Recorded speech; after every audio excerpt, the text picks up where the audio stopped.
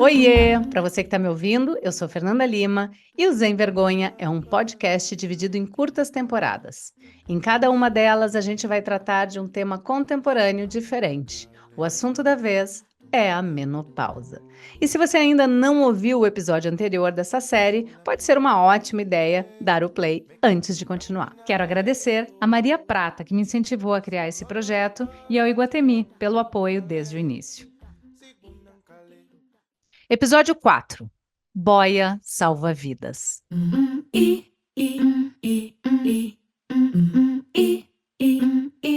No episódio passado, eu conversei com várias especialistas sobre alguns dos principais sintomas dessa fase, desde os famosos e insuportáveis fogachos, os calorões e a forte sensibilidade sensorial, até o ressecamento vaginal e a perda de libido. Aliás, por aqui, esses têm sido sintomas muito presentes e difíceis de lidar. Agora, eu quero trazer para a mesa o aspecto emocional desse período. E ninguém melhor para falar comigo sobre isso do que a psicanalista Vera Iaconelli, essa pensadora tão importante das nossas questões contemporâneas e do universo feminino.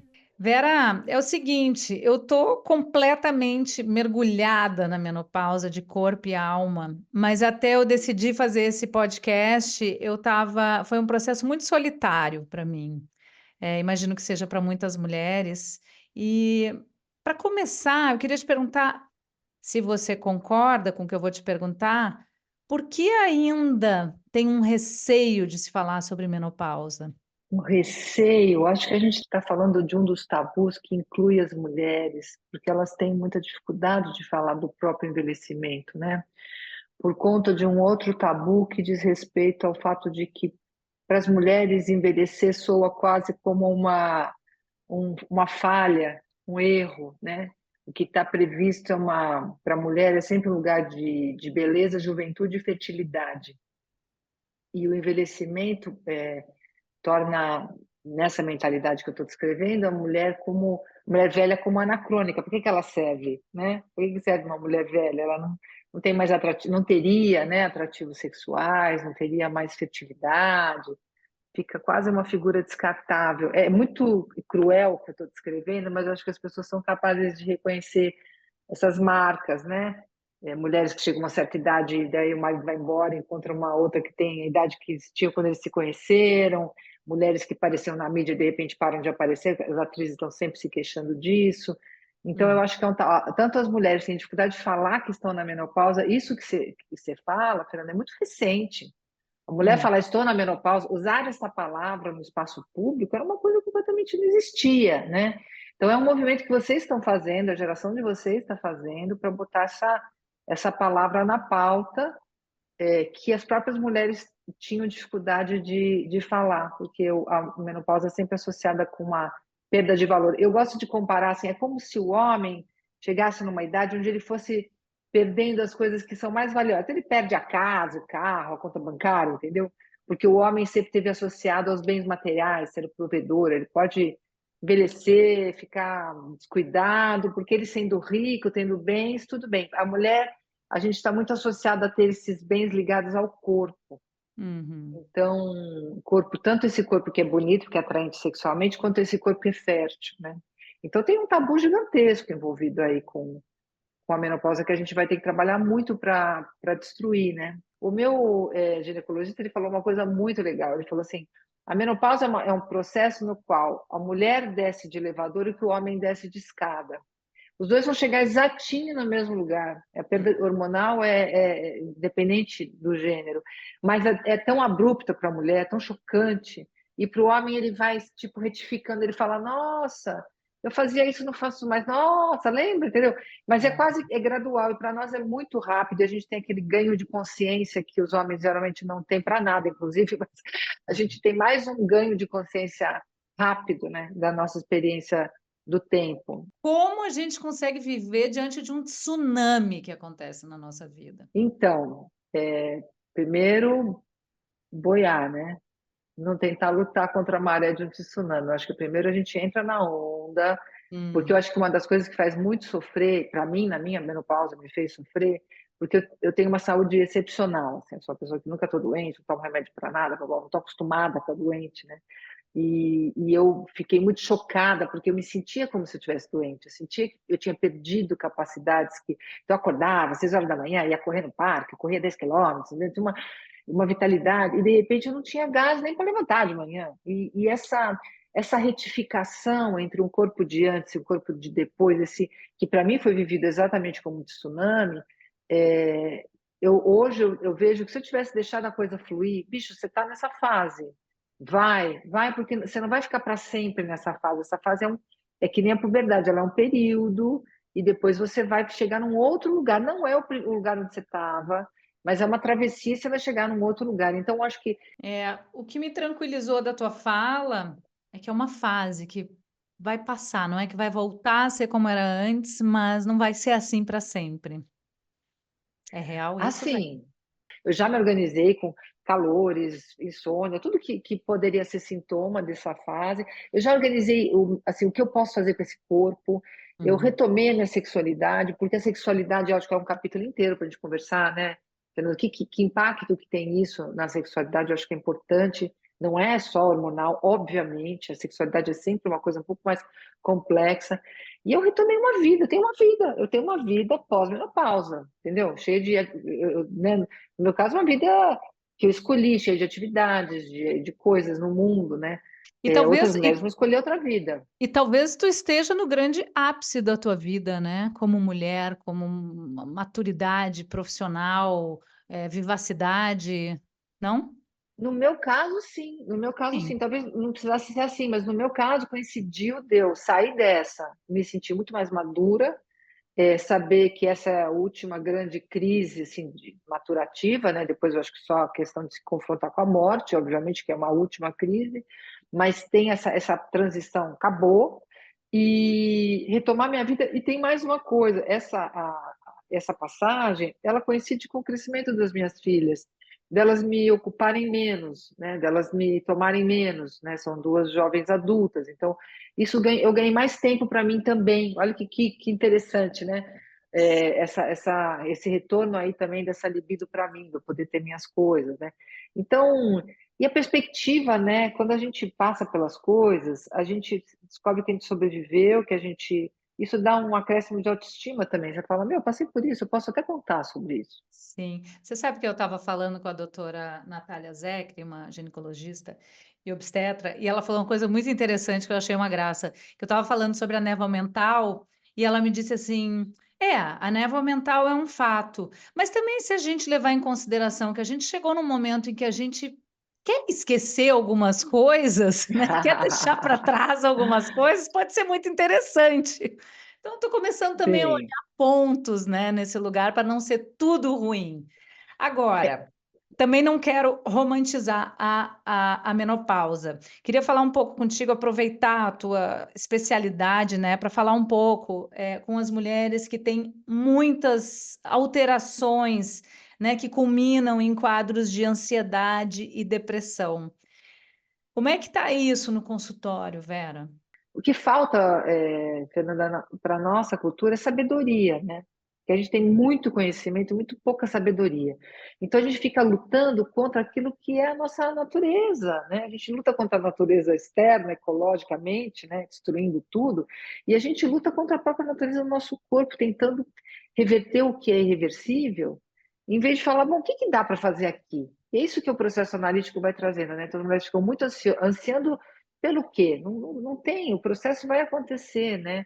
Eu fiquei deprimida na minha menopausa, porque eu não estava preparada, porque a gente não consegue se preparar. Eu fiz 300 anos de análise, mas as experiências elas são vividas em tempo real, elas não são. Você não fica lá e vou me preparar, me preparar.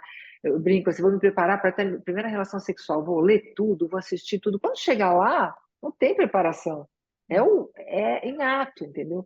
Então, e assim também a menopausa. Só quem viveu, vive e tem que atravessar de um jeito único. Então, o processo analítico é um que vai te ajudando a escutar as expectativas que você tinha, as fantasias que você tem, né, as expectativas que você tem para o futuro, né, as que você tinha antes em relação, e vai te ajudando a fazer essa retificação subjetiva na qual você vai se reencontrando num outro momento, né? E também no sentido mesmo de castração. A gente tem um corpo, bicho, assim, e ele tem características, e você não tem domínio sobre ele, assim, você não tem domínio pela natureza, né? É uma espécie de luto? Sim, é um luto, exatamente um luto, não tem outra palavra, né? Porque para a psicanálise, o luto é o mecanismo mais básico que tem. A gente está sempre deixando coisas e reinvestindo em novas coisas, né? Então a gente vai deixando a infância e investindo na adolescência, né? Então a gente vai deixando a nossa cidade de origem, a gente vai deixando os amores, e a gente vai deixando esse corpo também, que já não é mais o corpo que a gente tinha aos 20 anos, né? Então e o corpo ele vai tendo isso. Acho que tem um jogo muito interessante que a gente faz, é o seguinte: tem uma certa idade no qual a gente está sempre tentando ter um corpo que a gente perdeu. Ah, eu quero voltar a ter o corpo de 20 anos, eu quero voltar a ter o corpo de 30 anos, eu quero voltar a ter o corpo de 40 anos. E chega uma hora que você fala assim: qual a melhor corpo que eu posso ter agora? Você entendeu? Você se compara com você mesmo, você sai desse jogo do voltar e pensa, bom, o que que eu posso... Ah, eu tenho massa muscular, quanto que eu posso ainda reter minha massa muscular? Menos, mas vamos nessa, entendeu? Vamos... Então, esses são lutos fundamentais, porque se a gente fica aprisionado naquilo que a gente perdeu, vira melancolia. Ô, Vera, é, a gente está aqui, né, na condição de mulheres absolutamente privilegiadas, né? Tu, uma profissional, né, da tua magnitude, tu mesma, né, deprimiu na menopausa. O que que a gente pode dizer para as mulheres que estão nos ouvindo, que precisam utilizar a saúde pública? Como é que está a relação da menopausa, assim? Como é que a saúde pública lida com a menopausa e cuida das mulheres, se é que o faz? O prognóstico não é bom em termos do que é ofertado para essas pessoas, né? O reconhecimento, embora a gente tenha o melhor sistema de saúde universal do mundo, que é o SUS, né? Que é maravilhoso, que está sucateado, mas é um projeto belíssimo. Essas pessoas têm acesso a isso, mas está cada vez mais sucateado, a gente tem que lutar pelo SUS para que justamente todas as pessoas, todas as mulheres, em todas as condições, tenham acesso. O que eu vejo nessas pessoas mais periféricas é que elas têm, às vezes, uma vantagem. Não estou tentando dourar a pílula de jeito nenhum, mas, sabe, tem uma vida em comunidade no qual você pode trocar mais, no qual, porque isso é muito importante, Fernanda, é muito importante isso que a gente está fazendo hoje aqui. Que as mulheres conversem sobre isso, que as mulheres falem, pô, meu, ontem não dormi, suei a noite inteira, e possam rir um pouco disso também, possam fazer troca, olha, eu tomo isso, você toma aquilo, tem um chazinho tal, putz, não estou querendo transar com meu marido de jeito nenhum, entendeu? Assim, é muito importante, e às vezes essas pessoas têm, porque têm uma vida comunitária mais intensa. Mas Uhum. esses grupos também, né? Grupos de mulheres que possam conversar sobre isso, né? Grupos de mulheres que possam trocar experiências e trocar dicas, né? Vivo falando para as minhas amigas, olha, eu tomei um chá assim, nessa época foi legal para mim, entendeu? Eu senti bem. Nem sei se era placebo, mas também não era uma coisa alopática, não fazia mal.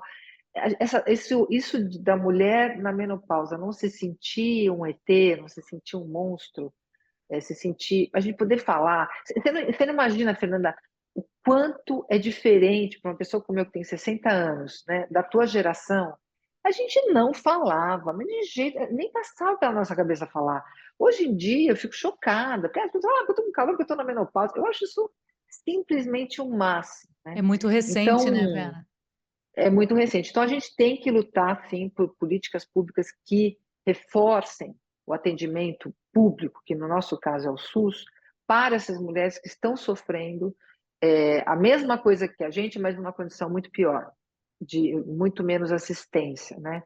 É isso que eu diria. Eu diria que a gente tem o Assistência, melhor informação, sistema. medicalização, tudo, né? Exatamente, exatamente, né? Se eu for o caso de terapia, se não for, é uma coisa para você pensar, porque não é toda mulher na menopausa que vai fazer, vai precisar, vai querer, vai fazer terapia, né? Claro, claro. Vera, as mulheres vão viver mais tempo sob os efeitos da menopausa, né? Como é que você acha que isso pode mudar o comportamento da sociedade como um todo em relação ao tema? Porque a gente está falando de mulheres, a gente está falando de homens, né? Casados com mulheres, ou que estão perto de mulheres, de filhos, né? Como você falou. É falando mesmo. Fernanda, quem que muda a sociedade? Me conta aqui. Eu acho que somos nós. Mas óbvio que somos nós, amiga. Oi, assim, desde que o mundo é mundo, a gente está tocando a real, assim. Eu vou entrar aqui numa uma coisa um pouco íntima, assim, mas você acha que o Rodrigo seria o homem que ele é sem você? Não, desculpa, claro que não, porque os homens têm. Não, e meu marido também não, sabe? Porque os homens são muito acomodados, é verdade, porque como eles já têm assim, um lugar de privilégio, de domínio, tá tudo sempre um pouco melhor para eles não querem grandes mudanças. Quem que toca o terror, né? Somos nós, né? O que É, que é a revolução? tá sempre flat para eles, né? Então, assim, o que que eles querem sobre água fresca, porque tem lá a participação deles no mundo, obviamente, realizações, mas assim, a coisa está um pouco ganha de saída para o homem, né? Então, nós estamos aí há mais de 100 anos nessa revolução feminista, mas muito antes disso, batalhando pelo que é nosso, batalhando pela maternidade, batalhando pelos filhos, batalhando por nós mesmas, né? Então, a gente fez a revolução de costumes simplesmente através de uma luta não armada para mudança de mentalidade. Então, a gente vai conseguir sim mudar a mentalidade em relação à menopausa, porque a gente é, sim, a gente é foda, né? Que a gente faz, Uhum. e é assim mesmo. Como é que a gente fez o feminismo?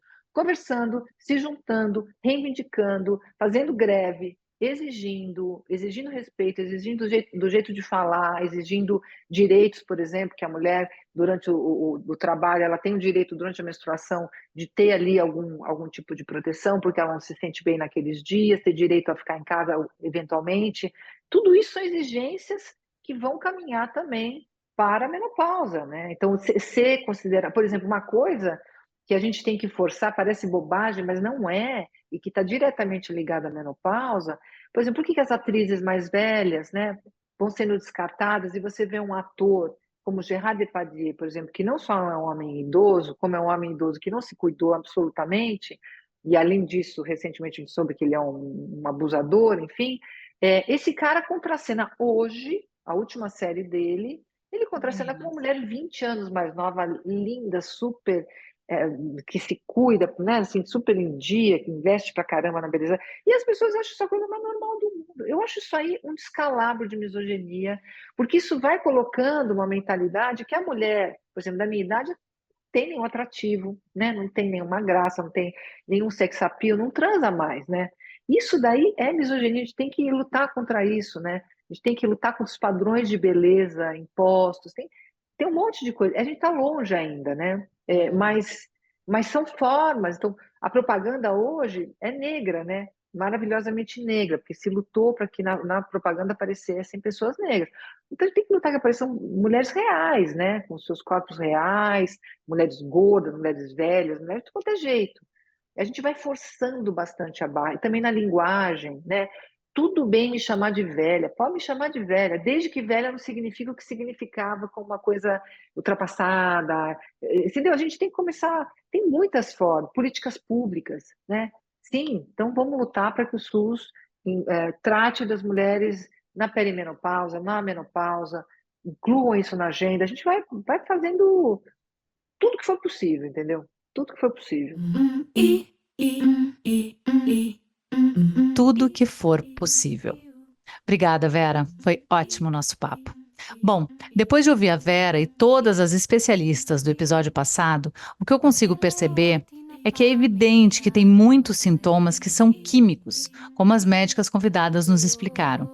Mas também tem muitas questões que estão conectadas e podem ser agravadas por causa do nosso estilo de vida, das escolhas que a gente faz no nosso dia a dia e em como a gente estabelece a nossa rotina. Quer ver um exemplo? A gente sabe que os distúrbios do sono não são restritos às mulheres na menopausa. Esse é um problema generalizado. Os remédios para dormir hoje são uma epidemia na nossa sociedade. É uma questão de saúde pública mesmo. Então, por mais que quimicamente a falta de certos hormônios atrapalhe o meu sono, não é só isso que está me fazendo eu dormir mal. O fato de eu ficar com a tela do meu celular a um palmo do meu rosto durante 1 hora todos os dias antes de dormir também afeta o meu sono, claro. Cair no sono ouvindo o podcast e acordar no meio da madrugada com as risadas dos apresentadores ou a música que encerra o papo também influencia a qualidade do meu sono. Comer tarde e enrolar até às 11 da noite para deitar é a receita perfeita para uma madrugada de insônia. Eu sei disso, afinal sempre foi assim. Então, eu acho que a gente também precisa falar sobre isso. Não dá para colocar a menopausa como culpada de tudo. Essa fase da vida pode piorar as coisas, mas eu preciso me implicar, rever meus hábitos e mudar o que está ao meu alcance. Inclusive, eu acho que essas mudanças na rotina devem ajudar a amenizar vários dos sintomas químicos. Eu gostei muito do que a doutora Alana Faria me falou, que é preciso dar à menopausa o que é dar menopausa. No próximo episódio, eu vou conversar com ela mais sobre isso e vamos refletir sobre esse dilema. Até lá!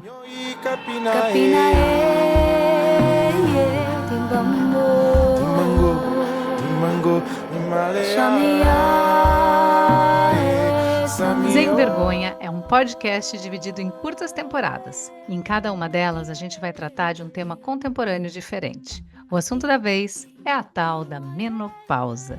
E você segue comigo nessa pelos próximos episódios. Sem Vergonha. Até lá!